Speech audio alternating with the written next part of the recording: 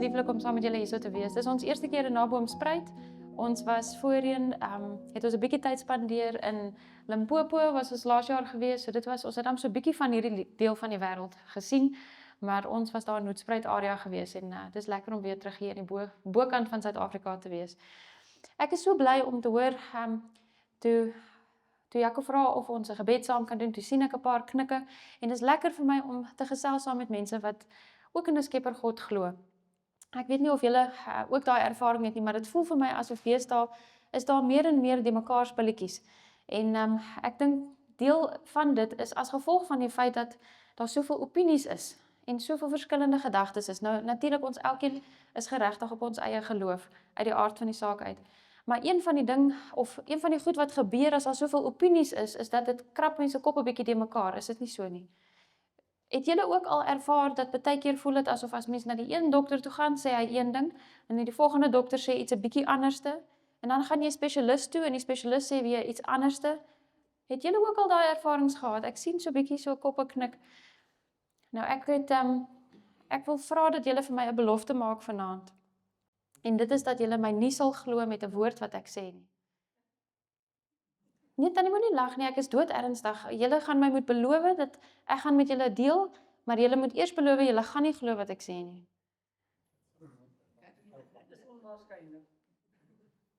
Ek sien julle stem nie almal saam met die plan nie. Ek sal julle sê wat die rede is daarvoor. Die Bybel gee vir ons so 'n mooi belofte. Dit sê vir ons dit is beter om te vertrou op die Here as om te vertroue op die mens te sit. Is dit nie so nie?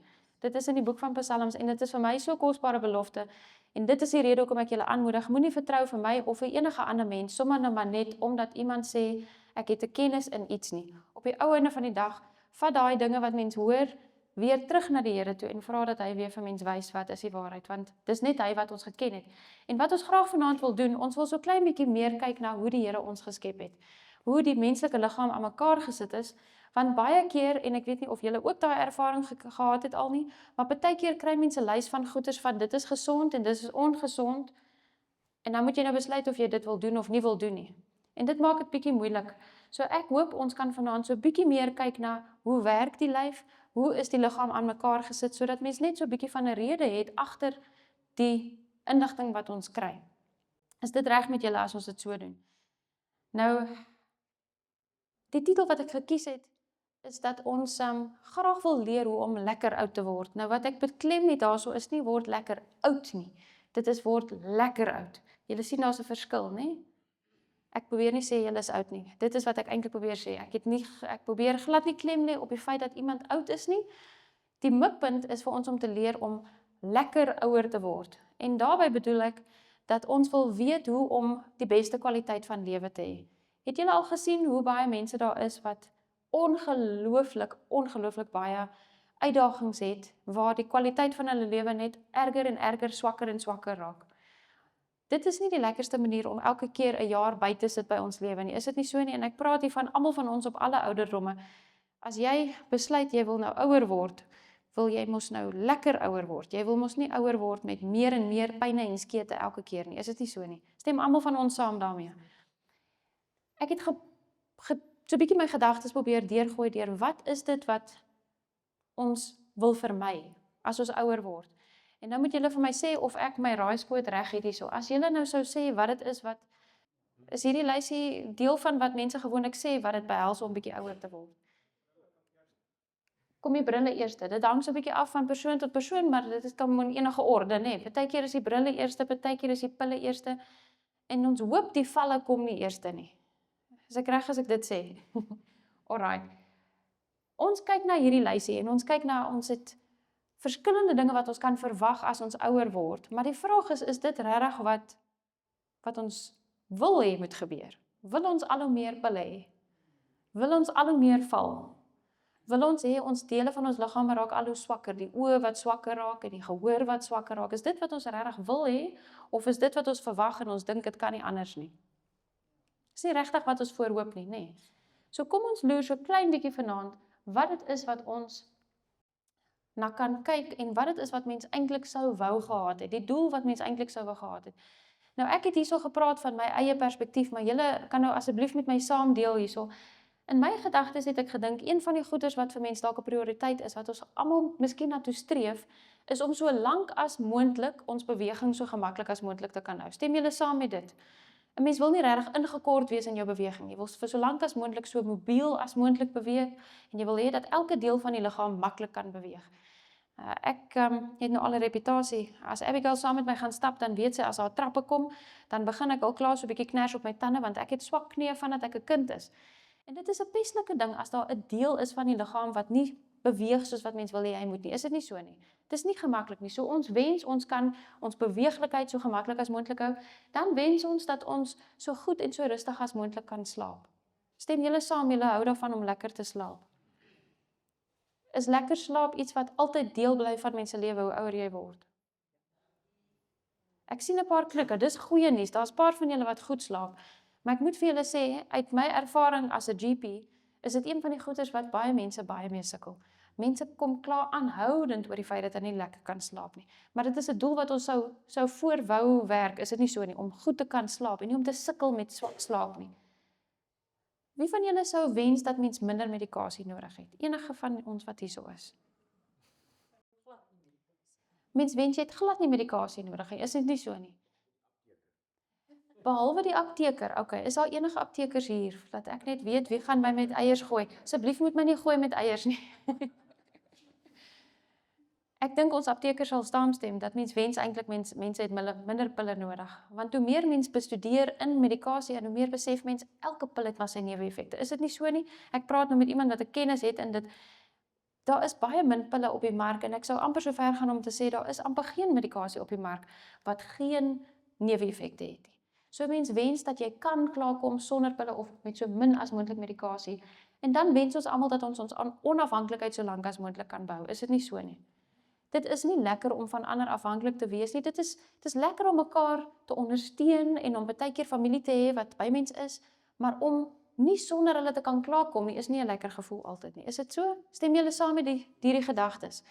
Nou nie alles van dit het ons noodwendig oplossings voor wat ons in 'n kort tyd saam kan bespreek nie. Uit die aard van die saak uit is ons maar net 'n paar aande bymekaar vir hierdie week en mens gaan nie noodwendig genoeg kan deel om al hierdie dinge aan te spreek nie, maar ek gaan probeer om 'n paar basiese beginsels te deel wat ek glo wat nog 'n groot impak kan hê op almal van hierdie aspekte. En dit is wat ons wil nou kyk vanaand, maar ons gaan so klein bietjie infokus, so inzoom soos hulle sal sê in die Engels.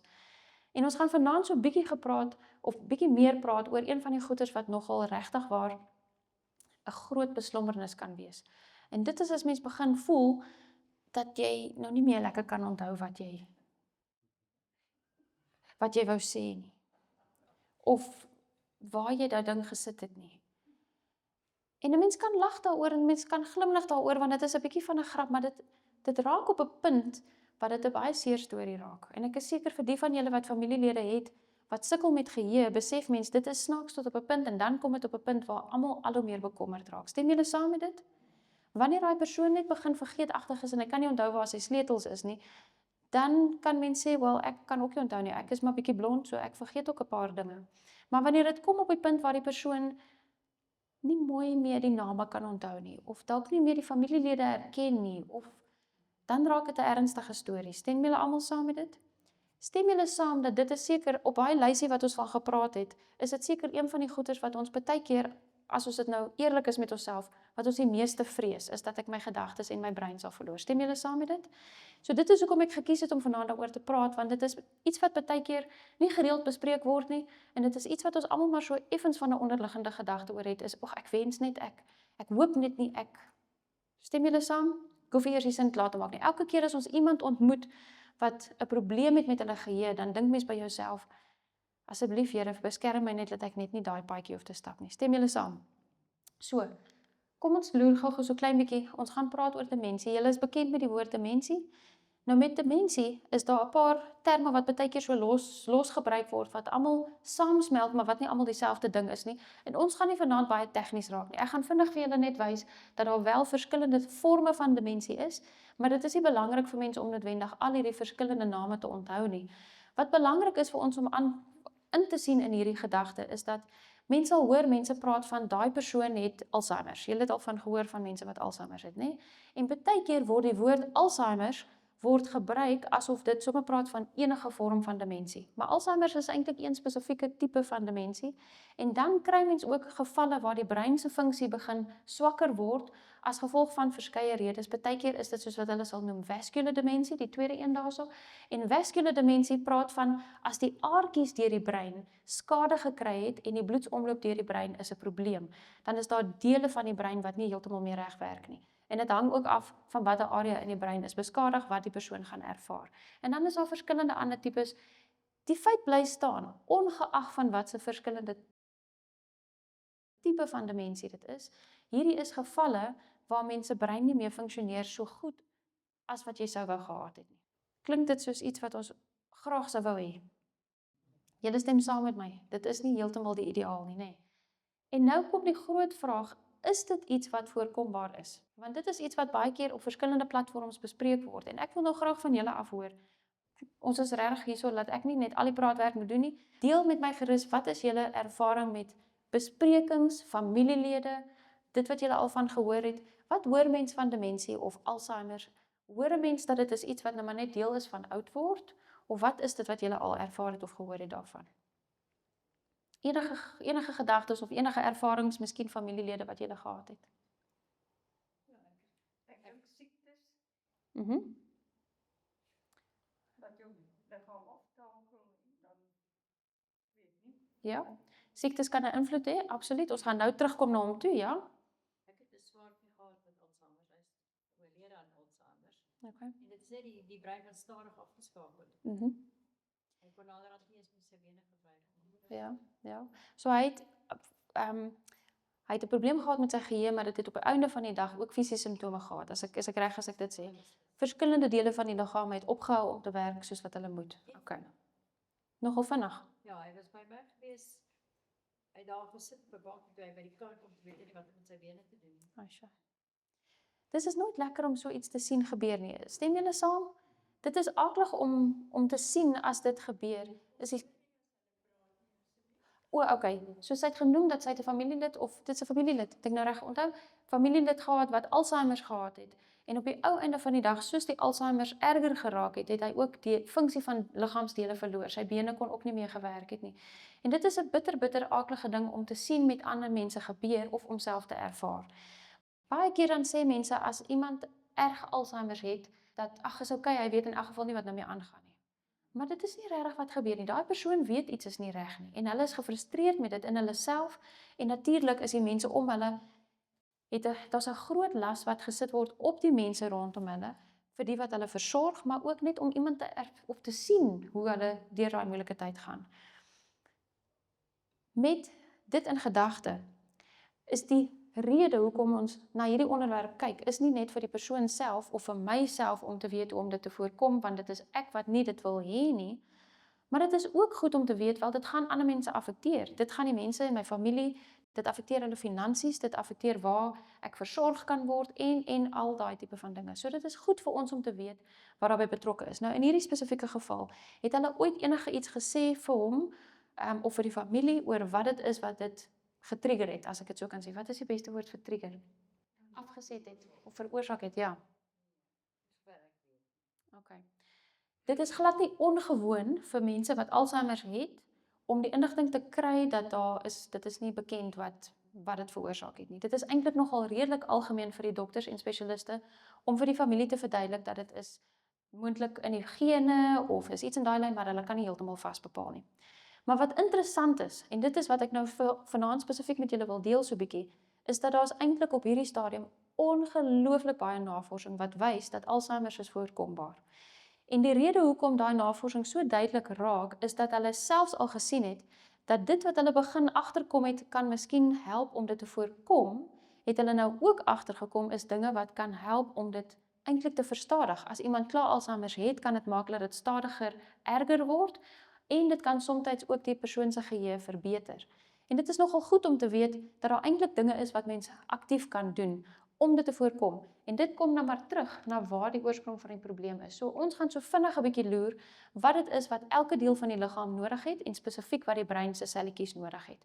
Nou hierdie lysie wat hierso op is 'n lysie wat ons almal miskien tot 'n mate mee bekend is. Dalk het julle ook al voorheen daarvan gehoor. Wie van julle het al gehoor van die feit dat ons suurstof nodig?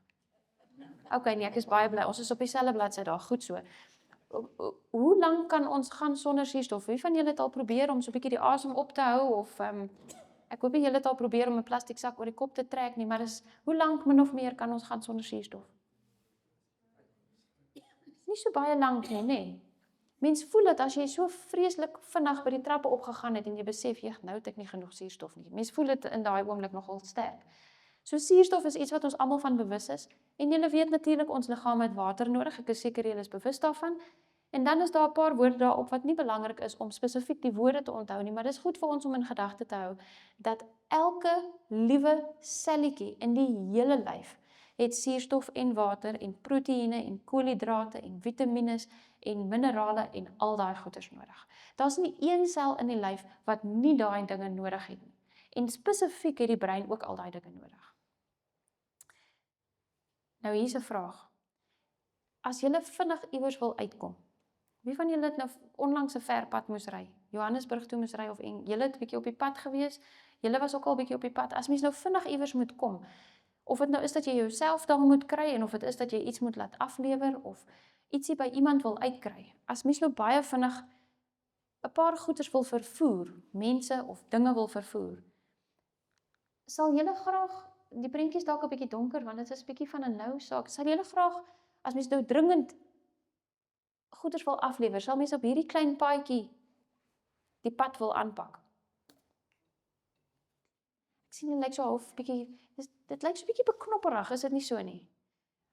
Wat van so 'n pad? As mens nou regtig dringend op pad is iewers heen, wat hou julle nie van sulke paaie nie?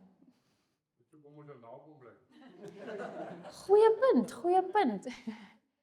Kyk, as ek in Johannesburg so klein bietjie tyd spandeer, die oomblik as ek daar uitry en dit vat 'n uur om uit te kom, dat jy weer voel jy's omring deur 'n bietjie veld, dan vat my so diep asem en jy sê, "Jette, dankie, nou is ek hier uit." Het julle ook daai ervaring? So hier is nie regtig die ideale pad wat mens sou ry as jy nou dringend iewers moet uitkom nie. Julle stem saam met my, nê? Wat van so 'n pad? Lyk 'n bietjie beter, nê? Ons almal stem saam met dit. Wie van julle weet hoe lyk die paadjies wat deur mense liggaam is? Wat is die paaie wat in ons liggaam is waardeur al hierdie dinge wat die selle nodig het, die suurstof en die water en die nutriënte, hoe lyk die paadjies? Is ons are. Julle stem heeltemal saam met dit. En as ons dink aan are, is een van die maklikste maniere om daaraan te dink, is dat dit is ons klomp pype. Die are is maar net soos 'n klomp pype.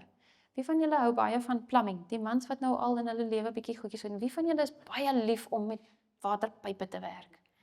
Nee, daarvan is nie te sê het wil aan werk. Ek dink my man, Adrian se werk, agtergrond is elektriese werk. Hy het elektroniese ingenieurswese gestudeer, maar hy doen baie elektriese werk. En vir een van die redes, maak nie saak waar hy iemand help met elektriese probleme nie, is daar altyd een of ander pyp wat ook 'n kop uitsteek en sê ek wil ook net gou 'n bietjie aandag hê. So ek het al nou vir hom begin spot en vir hom gevra as ek hoor iemand het hulp nodig, dan vra ek vir hom, is daar water by betrokke? Want hy soveel as wat hy nie noodwendig daai voorliefde het vir die plumbing nie, is daar altyd iets wat pas. So as ons kyk na die are, dan dink ons 'n bietjie daaraan soos plumbingpype. En ek moet met julle eerlik wees, die are gee partykeer net soveel probleme soos plumbingpype. En baie van ons is nie bewus van daai probleme nie, en met die gevolg, ons besef nie dat die are lê baie keer absoluut in die kern van amper enige siekte nie. Ek kan nie dink, en ek is nou baie eerlik, ek kan nie dink aan een enkele siekte wat nie op 'n manier te doen het met die sirkulasiesisteem of met die aresisteem nie. Want as ons mooi daaroor dink, dan besef ons dat daar's sekere goeders wat elke selletjie nodig het. Daai goed moet vervoer word deur die are om by die selletjies uit te kom. En in daai paadjie van waar die goeders inkom in die liggaam en hoe dit by die selletjies uitkom, is daar nogal redelik baie wat kan verkeerd gaan. En as ons goedjies het wat ons in die liggaam inbring, wat probleme maak met die are, dan raak die probleem groter en groter en groter, want dit bly die hele tyd sirkuleer, reg deur die hele liggaam. Die een lekker ding van as mens lankpad ry, is jy tot 'n mate 'n keuse van watter pad jy kies. Is dit nie so nie? Maar die are in ons liggaam is almal in een stelsel saamgestel. Met ander woorde, die bloed vloei oral deur. En as daar iets in die bloed is wat skadelik is, as daar iets is wat giftig is in die bloed, dan gaan dit nie net na 1 of 2 selletjies toe nie, dit sirkuleer reg deur die hele stelsel. So dink ons, stem ons saam, dit is belangrik dan vir ons om te weet 'n bietjie van hoe ons hierdie are moet oppas en wat ons daarmee moet doen.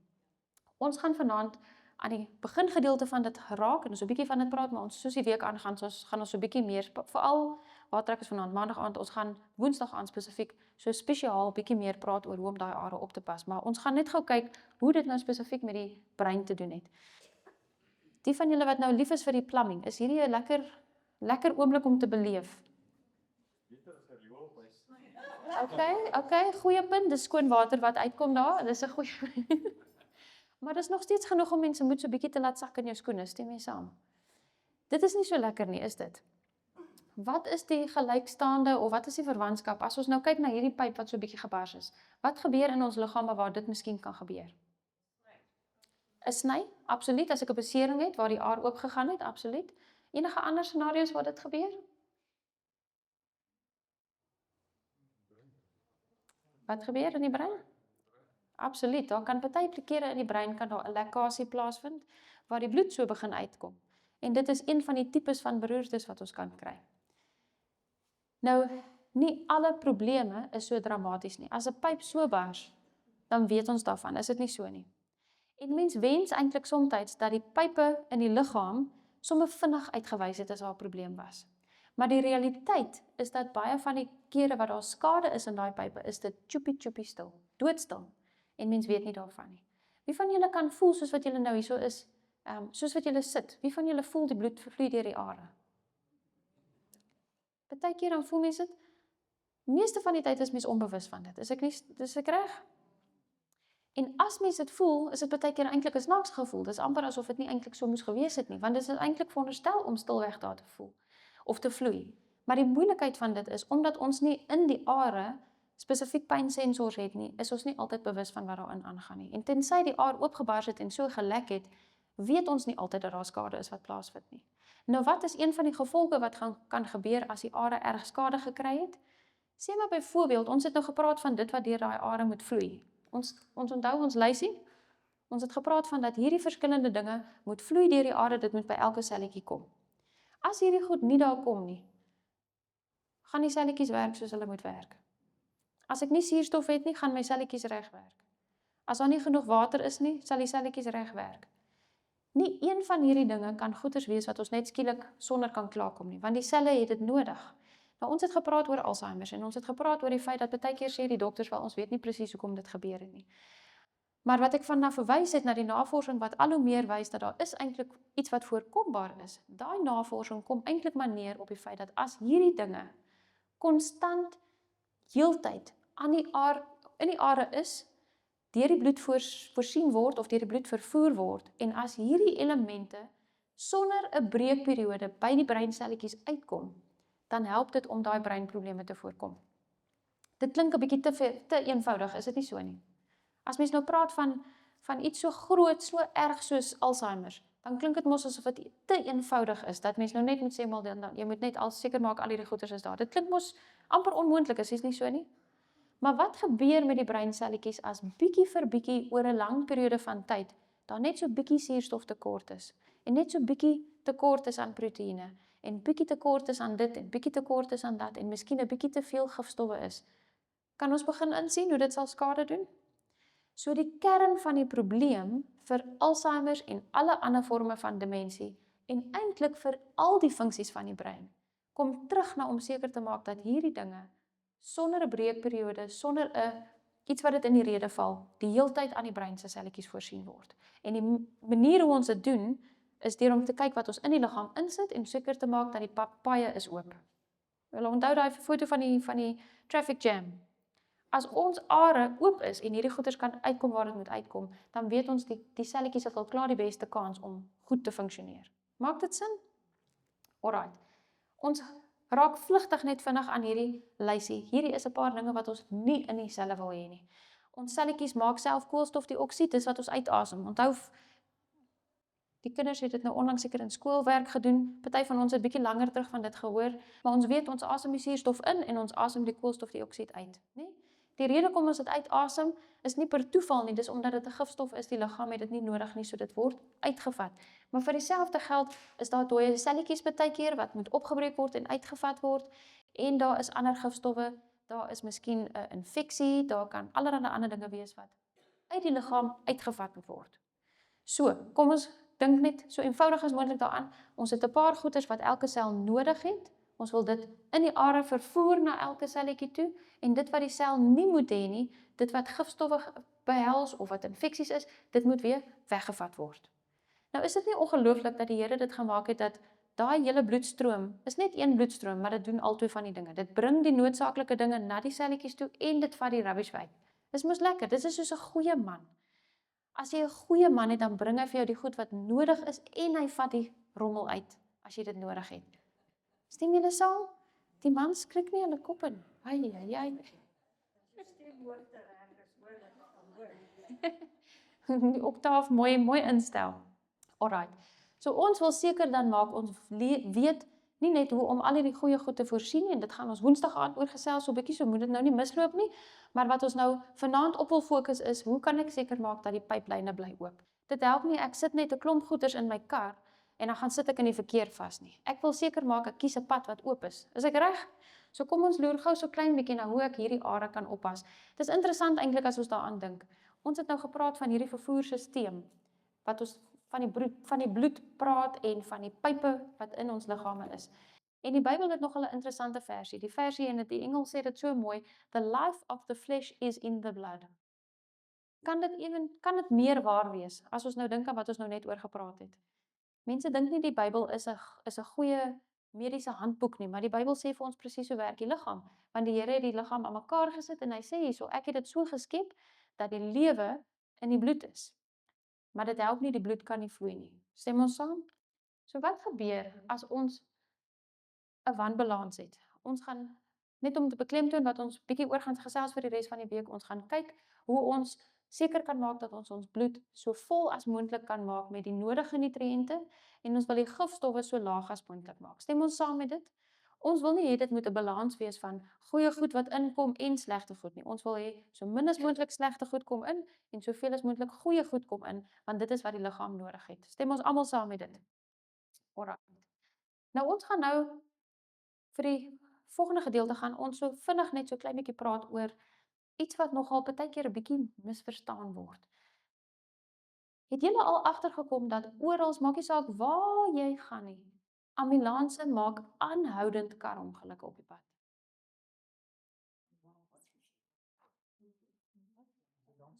En dan kyk my nou so snaaks aan, het julle dit nog nie gesien nie? Die ambulanse maak aanhoudend karongelukke. Hulle veroorsaak oral oor die hele pad waar jy gaan, veroorsaak hierdie ambulanse karongelukke. Het julle dit nou al gesien nie? Want by elke ongeluk is 'n ambulans. Oral waar jy kom by ongeluk is daar altyd 'n ambulans. Die ambulanse maak die karongelukke. Ai tannie, as tannie nou ry en tannie sien daar's 'n groot karongeluk. Hoe groter die karongeluk, hoe meer ambulanse is daar, dan is dit mos so dat die ambulanse verantwoordelik is. Is dit nie so nie? As dit afbring, kom hulle te laat daar. Die rede hoekom ek spesifiek wil hê ons moet dink aan die ambulanse, is omdat een van die medikasies wat ongelooflik algemeen voorgeskryf word, is 'n medikasie wat die ambulanse wegvat. Dink julle dit sal goed wees as ons al die ambulanse probeer wegvat van ons paaie af? Wat gebeur dan met die ongeluksituasies? Bietjie van 'n disaster. Maar julle sal my nie glo nie. Ek sal so ver gaan om te sê dat halfte van ons in hierdie vertrek het dalk moontlik al 'n voorskrif gekry vir die medikasie wat die ambulans wegvat. Ek praat nou van die liggaam se ambulansies. Glo julle my? Onthou, julle mag my nie glo nie. Maar kom ek wys vir julle. Hierdie is 'n prentjie. Nou dit is 'n getekende prentjie. Dis nie 'n foto nie, want dit is mens kan nie 'n kamera in 'n aar inkry nie. Maar dis 'n prentjie wat 'n aars wys. Nou ek weet dit is nou moeilik om mense so in jou verbeelding te sien, maar dit is 'n soort van as mens 'n stukkie van 'n aars sou kyk en jy sny hom oop sodat jy die binnekant van hom kan sien. Nou daar's twee groot goeders wat ons hierso sien. Wat is die goed wat julle hier agterkom op hierdie prentjie? Mens sien daarso so lyk so sulke vet goetertjies wat daarso sit, nê? OK, ons gaan nou oor hulle praat. Buiten van die vet goetertjies, wat sien ons nog op hierdie foto? Alright. Julle sien daai vet maak so half asof dit die pyp 'n bietjie nouer maak. Die ander ding wat ons hierso op sien, is dit sê weer? Alright, so ons het 'n sorry. Ons het 'n probleem met 'n vloei situasie daar as gevolg van die feit dat daar daai vernouing is. Maar sien julle daai spikkeltjies wat daarso is? Wat so op die binnekant van die aar is. Ek wil hê julle moet in julle gedagtes dink, hoe lyk 'n aar aan die binnekant as hy die heeltyd klein boontjies het wat daar vorm? Aanhoudend is sulke klein boontjies. Nou dink aan daai boontjies asof dit byvoorbeeld is 'n area op die pad is waar daar 'n karongeluk is.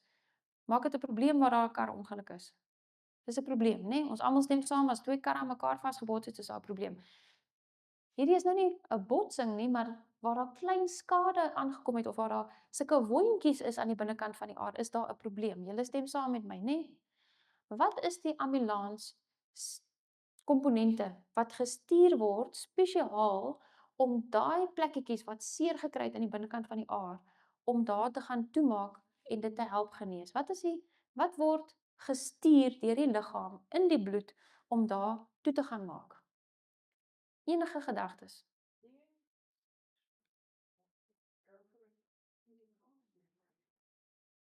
Mens dink dit kan medikasie wees, maar ek bedoel as ek drink nou nie pille nie, ek weet nie eers daar's iets wat fout is in my nie. So die Here het vir ons gaan nou vir jou laat sê, die Here het vir ons 'n ingeboude ambulansstelsel gegee, want ons is nie bewus nie. Ons kan mos nie voel die hele tyd as daar skade is nie. Nou miskien voordat ek vir julle sê wat is daai ambulans of die ambulansselletjies wat daarna toe kom. Ons weet natuurlik as daar skade is, as daar nou sien maar byvoorbeeld ek het 'n skraap op die buitekant van my vel, daar's verskillende goed wat nodig is om daai wondjie gesond te maak. Daar moet bloedsomloop wees na daai area toe, want daar's suurstof nodig en daar's verskillende dinge nodig. Ons almal stem saam met dit, nê? Nou dit is alles waar, daar's baie dinge nodig om 'n wondjie gesond te raak, maar daar's 'n spesifieke klein ambulans hulpmiddel wat gestuur word spesiaal na die seerplekkies wat aan die binnekant van are is om dit toe te plak sodat daar nie moeilikheid daar kom nie en om die genesingsproses aan die gang te sit. En daai spesifieke ambulansie is absoluut noodsaaklik. Maar nou is die vraag wat ons eers moet antwoord. Wat kan daai klein wondjies veroorsaak aan die binnekant van die are? Enige gedagtes? Bloedklonte kan skade doen aan die binnekant van are, absoluut. En tog as iemand op die punt is van bloedklonte, het hulle gewoonlik al klaar ander probleme. So partykeer selfs voordat die bloedklonte ontwikkel, kan daar ander dinge wees wat aanhoudend moeilikheid maak, wat aanhoudend klein wondjies veroorsaak, wat inflammasie veroorsaak. Partykeer is dit brandwondjies, partykeer is dit klein wondjies wat daar plaasvind as gevolg van die feit dat die are bietjie te veel gerek word. Het julle al gehoor van bloeddruk? Ons almal het al gehoor van bloeddruk, nê? As die bloeddruk hoog is en die are word te oopgerek as gevolg van die drukking wat daai are so oopdruk, dan kan dit klein wondjies veroorsaak. So bloeddruk is een van die goeters wat die are kan laat klein skeurtjies inkry, maar bloeddruk is nie die enigste ding nie. Het julle al gesien wat gebeur as jy 'n glas water vat en jy gooi suiker in daai water in en jy roer dit en jy hou aan om suiker te gooi en jy roer en roer en roer. Wat gebeur as daar uit die aard van die saak het nou bietjie baie suiker is in daai water? Gaan dit oplos? Dit gaan taai word of dit gaan ook sulke kristalletjies maak wat nie meer wil oplos nie. Is daai kristalletjies sag of is dit grof? Dis grof. As ons bloedsuiker te hoog is, dan los die suiker nie meer op in die bloed nie, dan maak dit sulke kristalletjies en dit kan letterlik klein boontjies maak aan die binnekant van die are. Het julle al ooit so daaraan gedink? Dis nogal 'n snaakse gedagte, nê? So wanneer iemand byvoorbeeld hoë suikerkosse invat, as hulle baie koeldranke drink, as hulle baie suiker in die koffie en tee sit, wat ook al dit mag wees, daar's 'n klomp verskillende dinge wat die bloedsuiker kan laat opstoot, kan selfs die suikerkorreltjies wat onopgelos is in die are, kan klein wondjies maak aan die binnekant van die are. So bloeddruk kan wondjies veroorsaak, suiker kan wondjies veroorsaak. En om dit kort te hou, alle gifstowwe kan klein skeertjies en wondjies maak aan die binnekant van die are. As ek 'n roker is, as ek baie drink, as ek gifstowwe invat deur die goeders wat in my kos is, het julle al gesien partykeer het julle al pakkies kos opgetel en aan die agterkant probeer lees en dan kan mens nie die woorde uitspreek wat in daai bestanddele is nie. Het julle dit al gesien? Dit is die se preserveermiddel en daai se kleursel en what en al daai nommertjies en snaakse woorde. Daai gifstowwe, daai bymiddels, daai kleursels, al daai tipe van goeders is giftig vir die liggaam en dit veroorsaak inflammasie aan die binnekant van die are. So ons sal so 'n bietjie verder daaroor gesels, maar daar's baie dinge wat skadelik is in die bloed, wat wondjies en skadelike seerplekkies maak aan die binnekant van die are. En dan kom ons terug na die vraag toe, wat is die ingeboude ambulans wat gestuur word om eerste op daai plekkie 'n pleistertjie te sit, as ek dit so kan sê? Enige gedagtes? Okay, bloedplaatjies is een van hulle. Bloedplaatjies kan gestuur word na daai area toe, maar daar's nog iets spesifiek. En daar's medikasie wat spesifiek gegee word om daai ambulansie minder te maak. En dit is cholesterol.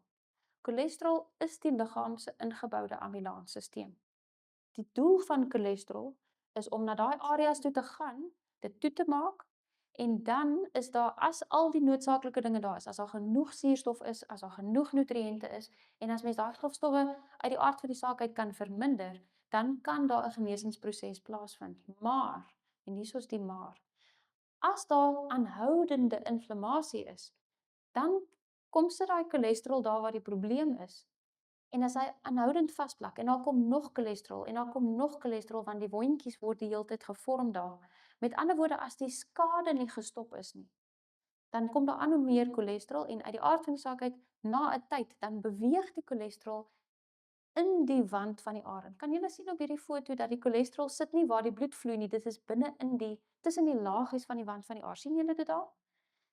Bedoel dit, ek kan 'n pypskoonmaker daar indruk en dit net skoonmaak? Ek kan nie. Ek kan nie. So, daai cholesterol doen 'n doel en dit is wanneer die skade nie weggevat word nie, wat uit die are toe blok. Maak dit sin? So wat is die oplossing? Vat die cholesterol weg.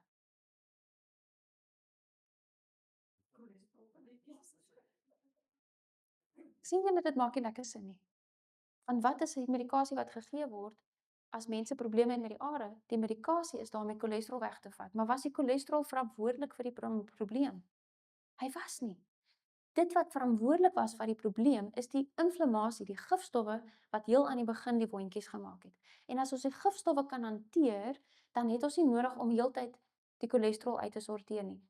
Die ander ding wat interessant is, en dit het ek eers geleer lank nadat ek gekwalifiseer is, of gekwalifiseer het as 'n dokter, is dat ons gee vir pasiënte medikasie om die cholesterol minder te maak. Asof cholesterol net kom van wat ons inneem. Maar cholesterol word deur die liggaam geproduseer. Die liggaam maak sy eie cholesterol. En hoe meer inflammasie daar is, hoe meer vorm die liggaam meer cholesterol, want dit is die ambulansies. Dit is letterlik soos asof hoe meer ons almal bel na die ambulansstasie toe om te sê hier's 'n krisis, hoe meer ambulanse gaan hulle stuur. Dit is hoe die stelsel gebou is. So die oplossing is nie om die cholesterol weg te probeer vat nie, maar om die inflammasie weg te vat, want dan gaan die liggaam nie aanhoudend onnodig soveel cholesterol maak nie. En as ek die inflammasie wegvat, dan kan die are binnekant gesond wees, dan hoef die cholesterol nie daar te gaan vasplak nie. Maak dit sin? Nou, julle sal nou vra, wat het die spulletjie nou te doen met my gedagtes en my geheue? As die are in my brein so lyk, hoe goed gaan my brein funksioneer? Nie heeltemal nie, né? As die are in my brein cholesterol aanpak, soos sê, hier is nou maar net 'n ander weergawe van die prentjie, as daar blokkasies is in my are, dan kan daar partykeer nog 'n bietjie bloed vloei, né? Maar wil ons die pad so nou as moontlik of so wyd as moontlik hê? So wyd as moontlik. Julle stem saam met my met dit. So wat gebeur as die are in my brein so lyk? Dis 'n krisis, is dit nie so nie? Dit is 'n beroerte, presies. As ons nou regtig daarna kyk, ons het nou 'n foto gesien van die pyp wat gebars het. Jy kry 'n bloei tipe van strook of 'n beroerte, maar jy kry 'n klonte strook of 'n beroerte waar daar are is wat toegeblok is. En dit is die mees algemene beroerte wat mens kry. Dis eintlik minimaal wat mens daai beroerte sien waar iemand gebloei het in die brein. Meeste van die tyd is dit 'n blokkasie. En wat sê dit vir ons? As ek my are oorspronklik opgepas het, deur om nie soveel gifstowwe te hê wat skade doen nie, dan sou daai aar nog oop gewees het. Maak dit sin? So is beroertes voorkombaar. 100%. En as die aar nie noodwendig so toe is dat ek 'n beroerte gekry het nie, maar mettertyd is daar net swakker en swakker bloedvloei reg deur my brein, dan kry ek goeie soos demensie. Of dit nou Alzheimer is en of dit vaskulêre demensie is, dit het alles tog maar een of ander verwantskap met hoe goed die bloedvloei is deur my brein en of elke breinselletjie kry wat hy moet kry. Nou, ek moet bysê hierso net om seker te maak ons is almal dat ek nou volledig is.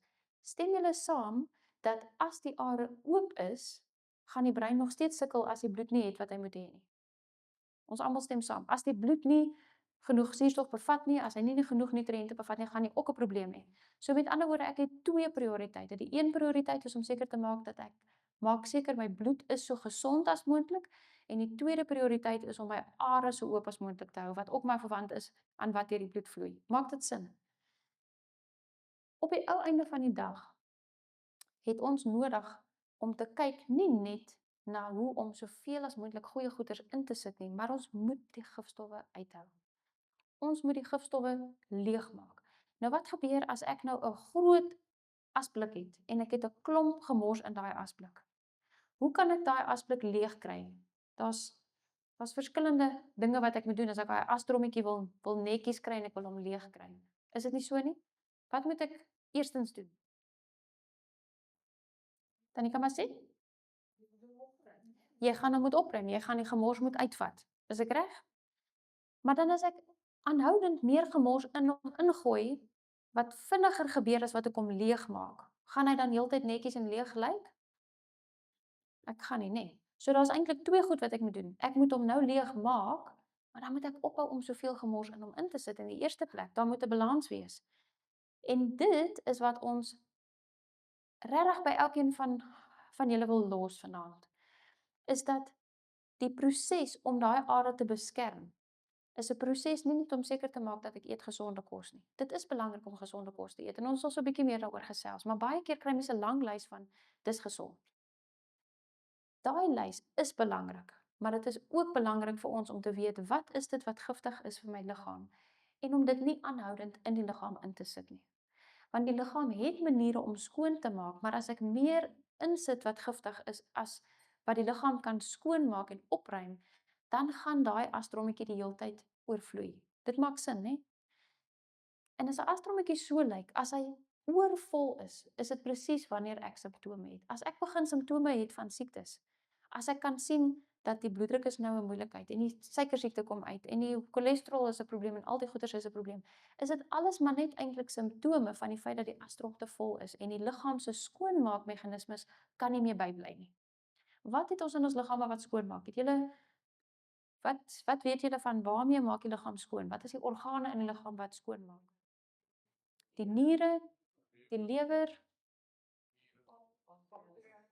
pankreas het bietjie skoonmaak opsies, absoluut. Selfs my longe, ek asem gifstowwe uit. My vel is 'n ongelooflike groot orgaan vir skoonmaak, want ek sweet gifstowwe uit. So die Here het vir ons skoonmakers ingesit. Maar ek wil nou nie met julle snaaks wees nie, maar die realiteit is, as ek 'n bediende het wat met my kom werk en ek vra vir haar, "Jong, jy het nou net vandag, maar ons gaan vandag die hele huis afstof, ons gaan al die kaste uitpak, ons gaan die kaste netjies pak, ons gaan al die beddens aftrek, ons gaan die wasgoed was, ons gaan stryk, ons gaan die vensters was, ons gaan die vloere stofsuig, dan gaan ons die vloere was en dan gaan ons die garage ook opruim en skoonmaak." Gaan sy dit in 'n dag kan doen? Op die ou einde van die dag kan 'n mens net doen soveel as wat jy kan doen. En ons skoonmaakorgane is dieselfde. Hulle kan net soveel by uitkom as wat hulle kan. So as ek die werklading te veel maak vir hulle, kan hulle nie bybly nie.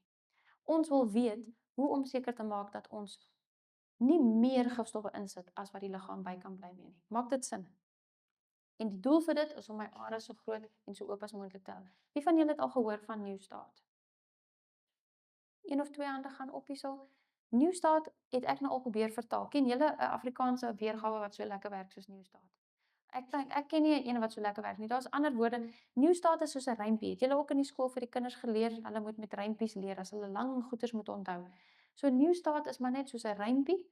Hy is 'n maklike manier vir ons om te leer, wat is dit wat die liggaam nodig het? En die Engels sê dit nou vir ons so, ons gaan die Afrikaanse woorde deur die res van die week gebruik, maar nutrition is mos maar die Engelse groot woord maar net vir goeie gesonde kos. Elke selletjie het nutrition nodig, kos nodig. Ons het oefening nodig, exercise. Dan het ons al hierdie komponente nodig. Ons het gesonde, genoeg water nodig. Ons het sonlig nodig. Ons het moet genoeg slaap. Dit is 'n lysie waar ons op kan fokus om te kan sien, dit is 'n maklike manier om te hou. Wat het elke selletjie nodig? So wat moet ek insit? Dis nie die goeders wat in die asblik gaan nie, dis die goed wat ek wil hê. Maar daar's een woord op hierdie dingetjie wat ons partykeer bietjie misverstaan en wat veral in die Afrikaanse bietjie die mekaar spilletjies veroorsaak. Wie van julle het al gehoor van temperance? Julle het al gehoor van temperance? Die Afrikaanse woord is 'n misleidende woord. Die Afrikaanse woord is matigheid. Of party vertalings vertaal hom so. Maar julle sal nou nie glo nie, as ek nou lus is vir chocolate, dan kan ek mos maar net matigheid eet. Solank ek net as dit nou sê maar ek eet nou elke aand 'n slab chocoladekie, dis is mos nie so erg nie, is dit nie?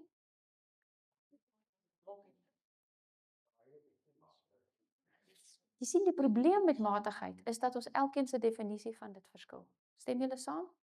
Wat vir my matig kan wees, is vir iemand anders dalk nie matig nie, maar op die ou einde van die dag moet ek my are se binnekant kyk om te vra of die matigheid toe nou matig was. En as ek goeders inneem wat giftig is die enigste bewys of dit regtig matig was, is of daar skade is wat kom. Is dit nie so nie? En wie van julle kan julle are binnekant beloer? Dis nie so maklik nie, nê? So die werklike definisie van temperance, as ons regtig gaan soek wat dit regtig beteken, beteken daai woord totale uitsny van dit wat gevaarlik is en dit wat goed is, gaan ek matig gebruik. Dit klink 'n bietjie anders, nê? Dis anderste as om sommer net te sê ek gaan alles in matigheid te gebruik. Selfbeheersing om nee te sê vir dit wat sleg is en om dit wat goed is in matigheid te gebruik. Dit is eintlik wat ware temperance is as ons daarna kyk. So ons gaan soos die week aangaan, so gaan ons 'n bietjie meer leer oor wat dit is wat ons wil in die liggaam insit. Maar soos julle hier kan sien, is dit 'n kardinale belangrike ding vir ons om te onthou dat deel van die goeie goed wat ek insit is om te onthou ek moet wegbly van dit wat gevaarlik is. En dit is hoe ek my are gaan beskerm, dis hoe ek my brein gaan beskerm, dit is hoe ek my liggaam gaan beskerm. En dis nie altyd so maklik nie, maar ons wil lekker oud word. En ons wil nie net lekker oud word nie, ons wil lekker lewe vandag. Ek wil nie môreoggend opstaan met 'n nuwe kwaal. En nou as ek weer na die dokter toe gaan, het ek nou weer 'n nuwe probleem. En môreoggend as ek na die spesialis toe gaan, dan gee hy vir my nog 'n pilletjie by nie. Ons wil mos daai probleme uitsorteer so ver as wat ons kan. Ons het nou net so half geraak aan die hoofkonsep wat ons bietjie verder gaan uitpak vir die res van die week. Voel dit asof dit darm sin maak? Maak dit sin dat wat ons doel is nie net 'n lys van gesonde kosse nie, maar op die einde van die dag is ons doel om gesonde bloed te hê, om gesonde are te hê, om die are oop te hou en om die liggaam te voorsien van dit wat goed is en so min as moontlik gifstowwe in te sit. Maak dit sin? Nou, ek weet nie hoe lyk ons tyd nie, maar ek dink ons wil seker maak ons maak dan 'n bietjie tyd om vrae te vra. Hoe laat is dit nou? 7 minute voor 7. Ons het goed gedoen. Ons het definitief nog 'n bietjie tyd. So die van julle wat voel julle is nou vas aan die slaap gepraat, julle is welkom om die koppie bietjie te laat sak. Die van julle wat vra het, laat weet gerus. Kom ons hoor of daar enige iets is wat julle wil oor gesels. Ek wil Kinders kokkies. Ek het 'n pak van Wil Tannie dit weggee omdat Tannie hulle wil bederf of haar wil bederf of wil Tannie weggee omdat Tannie nog afstand wil maak van dit? Ons het 'n paar vragies. Kom ons begin gou. Ons is nou by jou daar. as ons praat van balans, Mm. temperance nou is ook balans. Mm. Ek kan nie net van piesangs leer nie. Korrek. Alhoewel piesangs goed is. Mhm. So gaan jy later praat oor die balans van ook die goeie goed. Absoluut. Ek dink dis ook belangrik.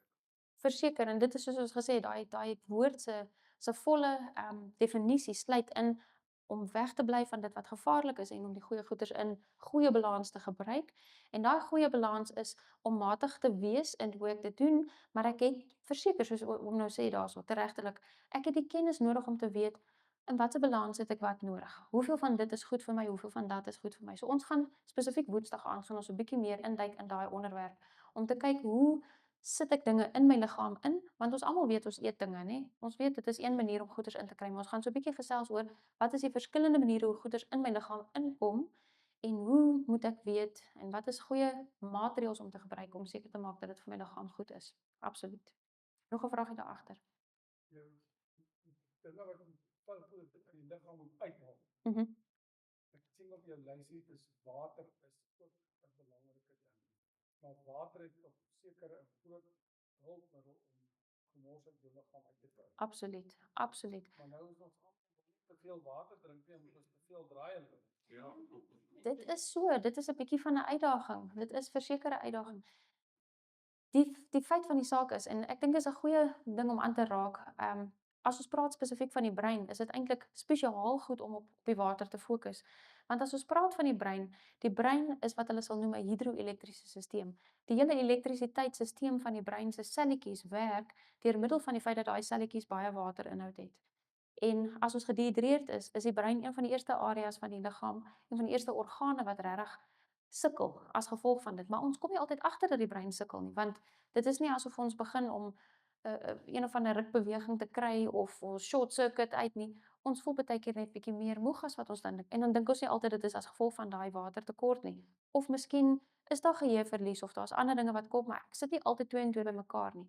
Hierdie basiese goedjies wat ons van gepraat het. As iemand die noodsaaklike nutriënte het, as hulle die noodsaaklike water inkry, dan funksioneer die brein outomaties al klaar beter. Nou, die punt wat daar vorentoe gebring is ook dat dit baie keer irriterend kan wees as ons genoegsaam water drink, want dit voel asof ons aanhoudend toilet toe gaan. En ek het al mense gehad wat vir my sê, nee, dit help nie, ek drink water nie, want dan kom dit net uit. Wel, dit is die punt, dit moet uitkom, want dit moet die gifstowwe uitwas. En dit is een van die Dis een van die maniere waar sonder die liggaam nie gifstowwe kan uitwas nie. As ek gedehidreerd is, dan is daar gifstowwe wat vassit in my lewer, in my niere, in verskillende organe en dit kan letterlik nie uitgebring word nie. So dit is noodsaaklik om dit te doen. Die gesondheid van die niere is ook een van daai dinge wat mens baie keer so 'n bietjie van selfsprekend vat. Dis eers as die niere nie lekker werk nie, wat ons besef hoeveel moeilikheid maak dit. Enige ander gedagtes om te deel of enige ander vragies? Ons het so 'n bietjie gesels oor cholesterolmedikasie. Miskien moet ek net vinnig bysit. Ons het gepraat van die feit dat cholesterolmedikasie maak daai of verminder die hoeveelheid cholesterol wat in die bloedsirkulasie is. En ons het gepraat oor die feit dat dit nie die probleem oplos nie, want daai cholesterol het 'n doel wat dit daar doen. Ek moet miskien net bysê dat as daar regtig te veel cholesterol in die liggaam is, dan gaan dit moeilikheid maak. Maar selfs die cholesterol se oormate van produksie kan uitgesorteer word met ons dieet. En dit is nou al so oor en oor bewys dat medikasie is nie eintlik eers die mees effektiewe manier om daai oormate van cholesterol te hanteer nie. My eetgewoontes en om weg te bly van gifstowwe is die maklikste en mees effektiewe manier om dit uit te sorteer. Nou daarbey bedoel ek nie dat ons met almal net ons pille vanaand stop nie. Asseblief, dit is glad nie wat ek sê nie. Maar hoe meer ons leer oor wat ons kan doen, hoe makliker is dit vir ons om stelselmatig die behoefte vir daai medikasies al hoe minder te maak. Maak dit sin? Alright, nog 'n gedagte, ja. Ek wonder maar net hoe werk die cholesterol as hy nou daar toe maak? Hoe werk dit nou? Kan jy dalk 'n bietjie verduidelik van hoe gaan die cholesterol nou weg? Okay, ja. Ek wonder maar net wat gaan werk op die einde van die dag. Alright.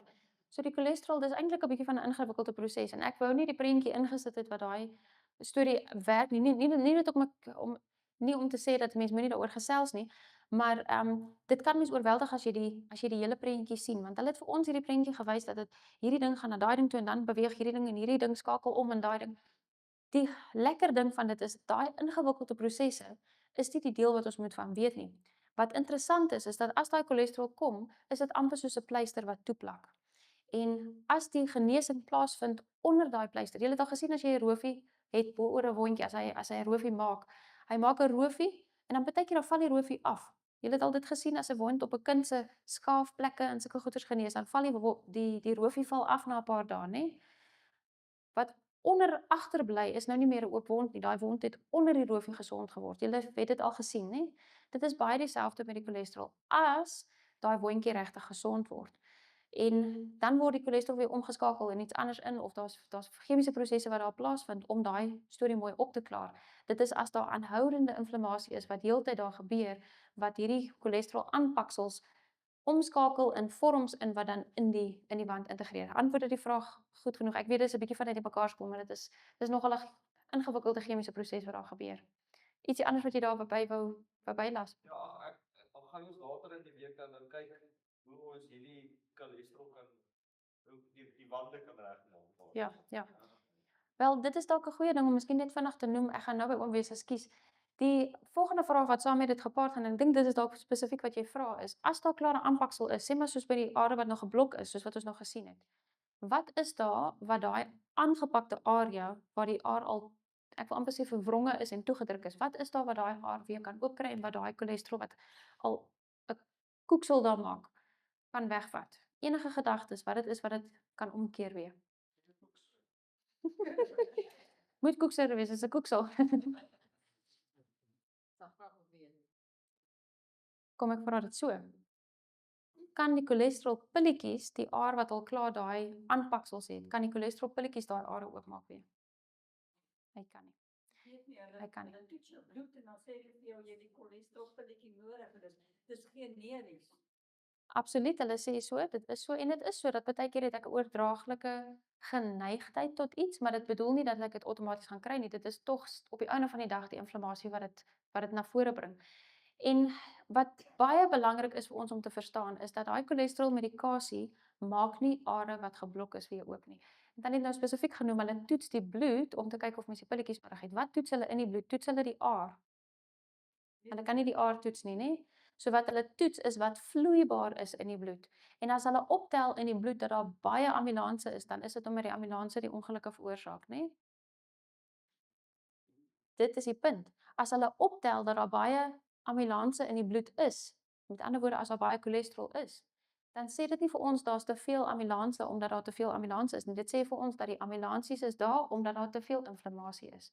So hulle toets nie eintlik inflammasie nie, hulle toets net of daar baie cholesterol is. En dan word die medikasie voorgeskryf om die cholesterol minder te maak. Maar wat eintlik moet aangespreek word as daar so baie cholesterol is die inflammasie wat die probleem veroorsaak. So daar's klomp verskillende siektes wat inflammasie veroorsaak, maar daar's ook ongelooflik baie van die dinge wat ons in die are inbring deur die bloed wat ook inflammasie trigger. So die oplossing is dit en dis belangrik vir ons om te besef dat daai cholesterolmedikasie maak nie die are weer oop nie. Die interessante ding van dit is daar's net een ding wat daai are werklik weer kan oopmaak of wat die liggaam kan stimuleer om nuwe aartjies wat gesond is weer te vorm. En dit is die toepassing van hierdie hele resepie, as mens dit so kan sê. As iemand 'n omskakeling maak, hulle bly weg van gifstowwe af en as hulle genoeg voedsaamheid inkry, as hulle genoeg suurstof inkry, as hulle wegbly van goeders wat skade doen aan die binnekant van die are, dan kan die liggaam eintlik nuwe aartjies vorm. En dan in hierdie lysie, die enetjie wat so kringetjie om hom sou gehad het, as ek hom nou daar sou gesit het, is oefening. As ons genoegsaam oefening doen, dan help dit ook. Oefening is die enigste ding, sekere tipes van oefening, wat eintlik daai geblokte are weer kan oopmaak. Antwoord dit die vraag wat jy in gedagte gehad het ook daar. So daar is hoop vir are wat al klaar geblok is. Ja. Ek dink net sê daar's verskillende tipes cholesterol nie, want LDL is 'n groot probleem. Ja. Want hy word deur vry radikale geoksideer. As dit gebeur dan word hy taai en hy klou aan die aarwande. Absoluut. So Verseker.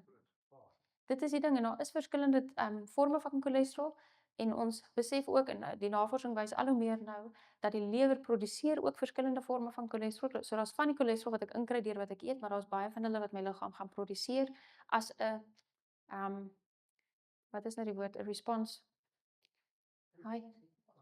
Ja, as 'n reaksie. Dis 'n reaksie op inflammasie wat dit gebeur, maar ook daai oksidasieproses, daai forme van wat negatief omgeskakel word, gebeur ook in die teenwoordigheid van baie gifstowwe. Dit is iets wat baie makliker gebeur met al die gifstowwe. Daar was nog 'n vragie daar gewees, ja. Ek wil net weet cholesterol verhinder dit of interfereer dit met die liggaam se cholesterol? Ja, hy is Kan cholesterol veroorsaak dat die liggaam naamlik ophou met cholesterol maak?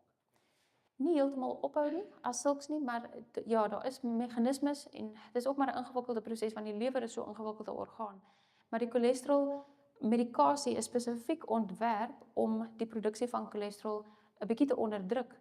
Maar dit bly nog steeds die probleem as ons sien dat daar's baie ongelukke op die pad en ons vat net al die ambulanse weg, dan vat dit nie die ongelukke weg nie. So dit is die deel wat ons moet in gedagte hou, dat om die cholesterol minder te maak, los nie die inflammasieprobleem as sulks op nie. En dit is wat baie keer so bietjie wegglip in die inligting wat deurgegee of gegee word vir mense wat cholesterolprobleme het, is daai spesifieke inligting oor wat is dit wat inflammasie maak, wat maak moeilikheid in die are en hoe kan ek daai inflammasie regtig hanteer. En dit is 'n proses wat nie net een ding is nie. Dis nie jy het al seker gehoor mense gee baie keer raad vir mense en sê, maar is okay as jy een keer 'n dag 'n wortel eet, dan gaan jy gesond wees. Dis nooit net een ding nie. Dit is die toepassing van 'n goeie leefstyl in totaliteit. Dit maak sin, nie? Enige ander vrae? Ek wil nou nie al die vrae vra nie, maar ek wil een keer. Dis reg. Jy verseer my nou baie hierso. As ek dan nou sê nou ek eet nou 'n lekker hamburger, né? En chips. Nou was dit altyd gesê nou is daar baie cholesterol in my bloed. Sou dit in my bloed ingegaan het as ek dan nie op inflammasie het nie, is die vraag. Met ander woorde, kom dit in en dan gaan dit weer uit op 'n manier, maar daar's net nêrens waar hy gaan stop nie. Dis 'n baie goeie punt. En die interessante ding met ons gemorskosse wat wel baie vette bevat, is dat daai vette wat ons invat, is nie dieselfde vorm van vet as die cholesterol wat wondjies toemaak nie. Maak dit sin? So daai vette wat ek invat in my gemorskos, veroorsaak eintlik inflammasie. Dit is nie net dat daai vette getel word as hulle my bloed toets en hulle tel hoeveel cholesterol daarin is dit nie net hoeveel olietjies daarin is van die chips wat ek geëet het nie, maar daai kosse het soveel verskillende gifstowwe in wat daai inflammasie vererger, dat ek nie net vette ingeneem het nie, maar dit het ook 'n trigger gemaak vir my liggaam om al meer van daai cholesterol te maak. So die vette wat ek inneem, het beide 'n bydra tot hoeveel vet in my bloed is en die inflammasie. Dis 'n tweevoudige proses. Nou die ander ding om in gedagte te hou is dat tot 'n groot mate is dit, of kom ek sê dit eerder so, daar is noodsaaklike vette vir my om te eet in my gesonde dieet. Daar's goeie vette wat geen inflammasie gaan veroorsaak nie, en dit is die vette wat in die plantekosse is wat die Here vir ons geskep het. My olywe wat 'n olierige ding is, my avokados wat 'n goeie olierige vrug is, my coconut en daai tipe goeders is gesonde vette wat die Here vir ons in plantekosse ingebou het, maar my olies is nie heeltemal dieselfde ding nie. En ek dink ons gaan hom vanaand nie so heeltemal mooi verder verduidelik nie. Ek gaan spesifiek, as ons so 'n bietjie verder gesels môre, gaan ons so 'n bietjie meer praat oor wat die verskil is, byvoorbeeld tussen 'n olyf en 'n olyfolie, of 'n coconut en 'n coconutolie, en hoekom daar 'n verskil is en hoe die liggaam dit gebruik. Die Here het vetskape ook gemaak. Hy het vetskape gemaak. Dis 'n baie goeie vraag, en miskien moet ons wel dit vinnig net aanraak. Nee, ek weet, maar dit is interessant en dit oom noem 'n baie belangrike punt, want dit is iets wat ons eintlik baie keer besef. Dis iets wat ek self nie eens geleer het terwyl ek gestudeer het nie, maar eers later uitgevind het. Wat maak die liggaam as daar baie gifstowwe in my bloed is? Het die Here, buiten van die feit dat hy vir ons daai cholesterol gegee het wat die inflammasie hanteer, wat het hy nog ingebou in ons liggame om bietjie die skade van daai klomp gifstowwe te beperk? Enige gedagtes? As ek versadig is en ek eet nie aanhoudend nog nie, ja, my versadigheid het 'n impak daarop, maar daar's nog iets wat die Here ingebou het in ons liggame. Kapsules gemaak om die gifstowwe te gaan berg. Absoluut. Hy het spesiale bergplekkies gemaak, amper soos 'n stoorkamertjie, selletjie vir gifstowwe. En waar is die hoofplekkie waar gifstowwe gestoor word in my liggaam? Spesifiek in vet. Vetselletjies is die stoorkamers vir gifstowwe. So as ek my vet eet van my vleis, eet ek die mees gekonsentreerde gifstof stoorkamertjies van daai vleis. Dis 'n interessante gedagte, né? Waar word dit gestoor? In die vetselletjies. Daai gifstowwe word spesifiek in vetselletjies. So dit is Dis die skaap se vetstowwe. dis in enige soogdier se velletjies, se vetselletjies. Dis sy gifstowwe, dis nie my. Jy sien, dis hier waar mense sê die aand is nou verby, laat ek net, want net nou gaan iemand my gooi met 'n ding. Nog 'n vraagie aan hierdie kant. Ek het 'n comment. Ek het nou arthritis en ek het hier is my gewys dat dit my limf, jy weet jy se dokter is 'n lymfnodes is, dit is jy 7 plekke in die liggaam waar jou main lymfnodes sit. En as die lymfnodes geblok is, dan kan die gifstof nie uitkom nie en jy kry inflammasie. So ek het nou op YouTube gesien jy kan die main plek waar die lymfnodes sit, hier is die main lymf, maar dat is 7. En as jy die masseer, dan kom dit los en die inflammasie gaan weg. So dit werk regtig vir my. Absoluut. Ja. Absoluut. Dis kan ek net vra dat jy net daar Herhaal. wat ons die kop op gaan word. Geen probleem, geen probleem. So waarvan sy praat is dat een van die maniere hoe die liggaam gebou is om ook van gifstowwe ontslae te raak. Dit word gestoor in vetselletjies en dan omdat die Here weet dat daai organe wat skoonmaak net so bietjie vir bietjie kan bybly met die skoonmaak, dan word daai gifstowwe wat in die vetselletjies gestoor word bietjie vir bietjie terug in die bloedstroom ingesirkuleer in so 'n mate dat dit dan deur die verskillende skoonmaakorgane skoongemaak kan word. En een van die skoonmaakorgane wat sy nou spesifiek van praat is die klieresisteem. En daai klieresisteem kan mens ondersteun op verskillende maniere. Onder andere kan mens masseertegnieke gebruik om die dreinering daarvan te verbeter. En dit is maar een van die baie verskillende maniere hoe mens daai skoonmaakorgane kan aanhelp. Maar dit bly nog steeds 'n kwessie van ek kan daai skoonmaakorgane aanhelp, maar ek wil ook hulle werklading minder maak. So ek moet albei kante doen. Ek wil hulle help om beter te werk, maar ek wil ook so min as moontlik gifstowwe insit. Enige ander gedagtes? Ons kan afsluit deur miskien om net te noem dat as daar vragies is wat opkom, as daar iets is spesifiek wat julle oorwonder, miskien val dit mens later by as jy nou klaar gery het en op die pad is huis toe en dit val vir julle by, maar ek het nou hierdie en hierdie vraag. Julle is welkom om dit neer te skryf en dan kan ons die vraag môre inbring en ons kan 'n tydjie maak dat ons weer daarna kan kyk. En dit wat ons nie kan antwoord noodwendig in die tyd wat ons saam gesels nie, kan ons altyd na die tyd probeer antwoord deur om 'n boodskapie te stuur of in kontak te bly. So julle is welkom om vragies te bring, saam te bring, weer in te stuur en ons het so 'n bietjie genoem daarvan ons vormpie daar. As julle telefoonnommers daarop is, dan sal ons daai groepie maak op WhatsApp sommer waar ons verder ook inligting kan deel. Want ons tyd is maar beperk. Dit is onderwerpe wat eintlik groot is. Mens kan baie daaroor sê en ons gaan nie alles heeltemal kan in diepte bespreek nie. So ons sal mettertyd sal ons miskien nog so 'n bietjie inligting deurstuur. En as daar spesifieke dinge is wat julle graag oor wil weet, stuur dit ook deur vir ons sodat ons dit weet en het ons dit in gedagte as ons daai WhatsApp groepie aan die gang het en ons stuur goedjies uit. Dankie dat julle gekom het vanaand. Ek weet nie of jy nog dalk ietsie wou gesê het nie, maar ja, ons sien julle môre aand weer.